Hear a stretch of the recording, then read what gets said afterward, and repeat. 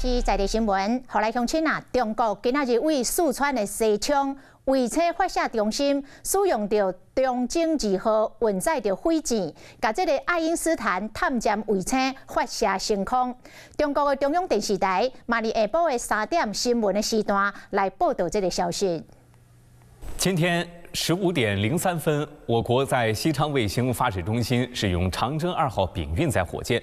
成功将爱因斯坦探针卫星发射升空，卫星顺利进入预定轨道，发射任务获得圆满成功。此次任务是长征系列运载火箭的第506次飞行。因除了表示讲，这届的发射任务成功之外，中国的官方媒体新华社2023年的3月16号就捌报道过，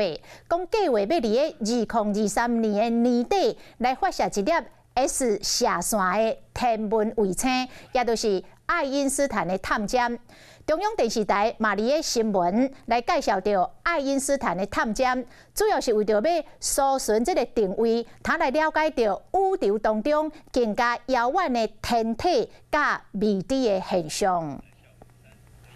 Hello， 我是雷亚，想要抢先掌握最及时的新闻资讯吗？赶快订阅、按赞、开启小铃铛，锁定华视新闻 YouTube 频道。